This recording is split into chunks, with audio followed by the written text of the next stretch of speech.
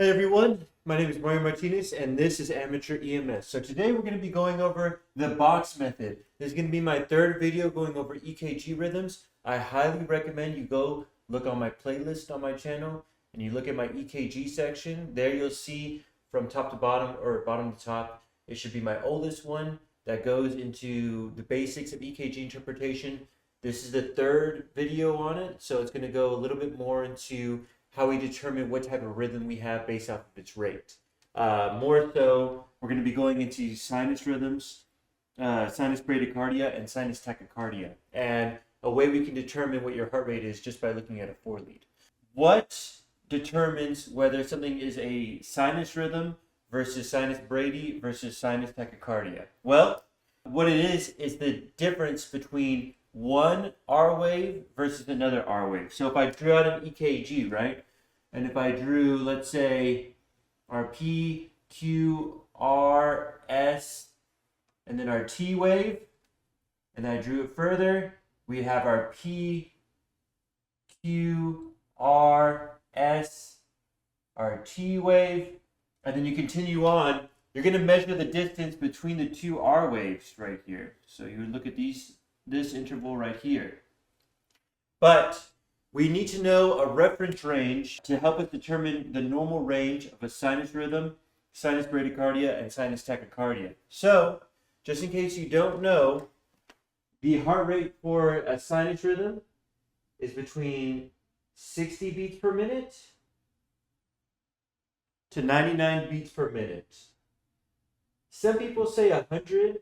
I don't think that that's correct personally, because once you see 100 plus, or to 100 to 149, we should start to steer towards sinus tachycardia.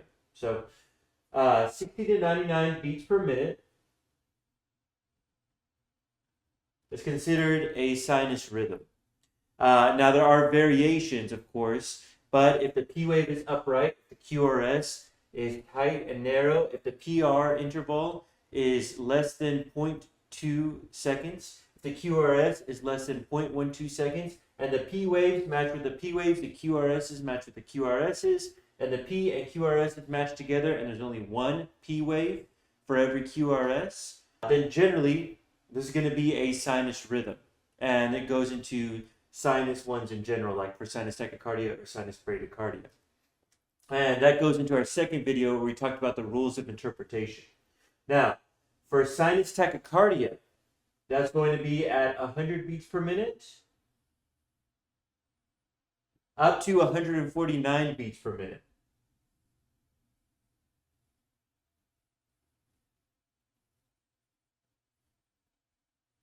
So generally, if we had two different rhythms here, or a rhythm that keeps on going where we're looking at the beats, their heart's beating faster is what I'm trying to get at. So they are tachy, which means kind of like fast. And cardia, you think about the heart. So they have a fast heart or a fast heartbeat. For sinus bradycardia, that's going to be less than 60 beats per minute. So we'll say, we can even say realistically like 1 to 59 beats per minute.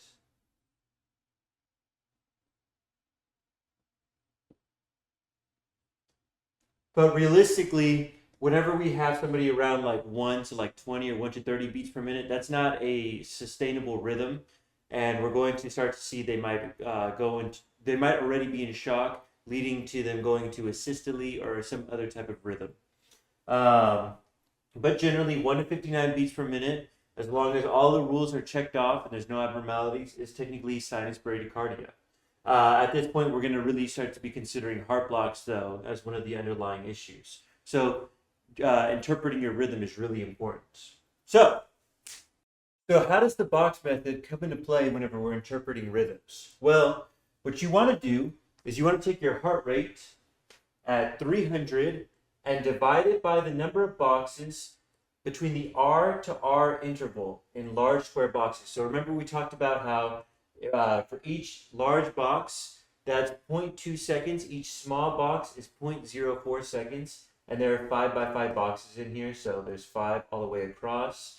That's 0.04 plus 0.04, or 0.04 times 5, which would be 0.2 seconds. So what we're going to do here is we're going to take our R to our R wave. We're going to look at the boxes in between them. We're going to count them. So this would be 1 box, 2 box, 3 box, 4 box, and a little bit more than 4 boxes. So we would take 300. You always take 300. That's the magic number here. And you divide it.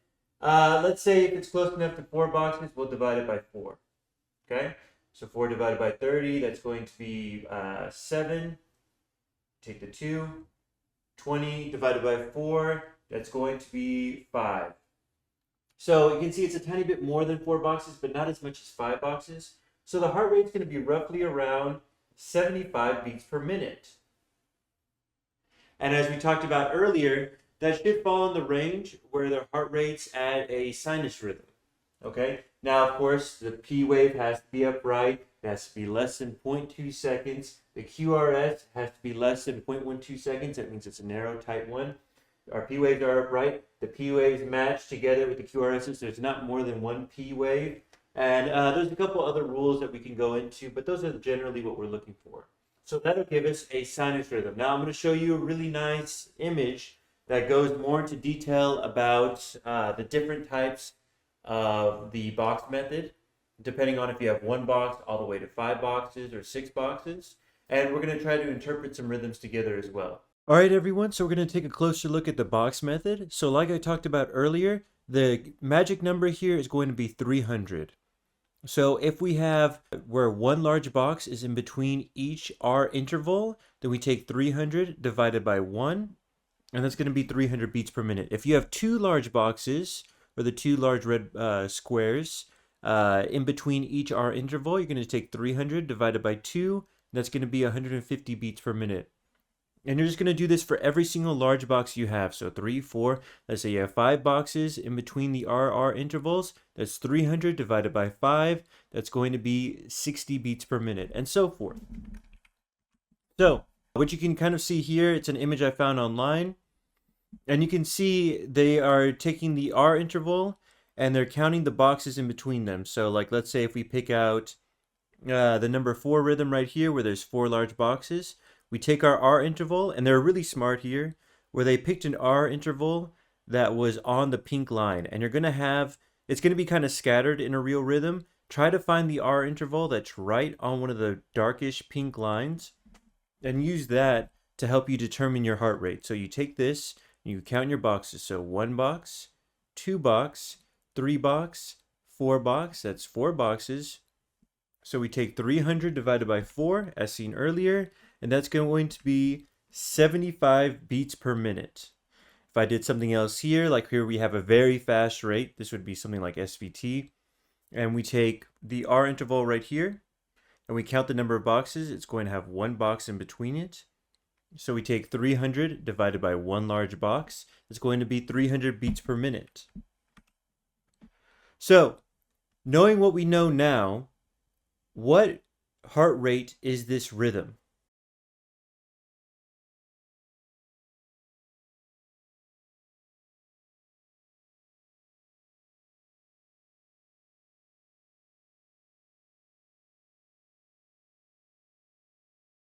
Okay, so what you want to do first is you want to decide which R intervals you're going to use. So out of these couple different beats, I really like the R interval right here. I feel like it's really close to the line that I'm looking for. So I'm going to pick this, and I'm going to measure out to this box right here. So I'm going to look at this box right here. That's 1 box, 2 box, 3 box, and a little over 3 boxes. I'll say like 3.5 boxes, right? So I'm going to take 300, and I'm going to divide it by 3.5. And that's going to give me 85.7. So the heart rate for this rhythm is about 85 beats per minute. So what rhythm is this rhythm going to be considered as? We have upright P waves. The PR interval is less than 0.2 seconds. I can tell because it's less than 1 big box away. I'm looking at the QRS rhythm, and it looks like it's about, I would say, 2 small boxes, which is going to be 0.08 seconds. The P waves are all upright. I can look at the P waves, and they're all consistent with the QRS. They match up. They match up with each other each time. The QRSs match up with each other each time. So I can safely say that this is going to be considered a sinus rhythm. Of course, I'd want a 12 lead, but for this interpretation, we only need a 4 lead. So what would we call a rhythm that's at 85 beats per minute with no significant abnormalities? What we would call it is a sinus rhythm. The next one we have here, go ahead and take a look and we're going to work on it together.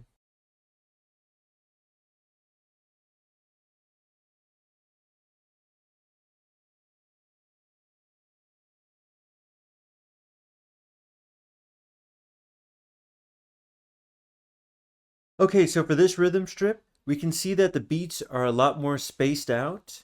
And we're going to say that this is not a abnormal rhythm besides the heart rate.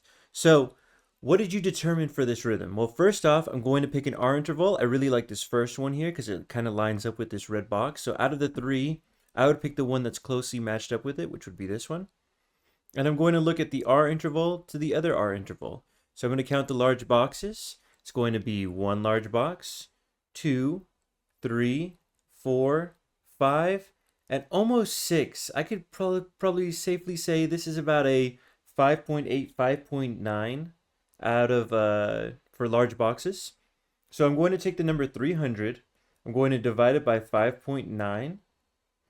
And that's going to give me a heart rate at about 51 beats per minute, or like 50.8 beats per minute, which is roughly what I'd expect for this. So what type of rhythm would have 51 beats per minute? Well, that would be sinus bradycardia. Okay, so we have one more rhythm that we're going to look at.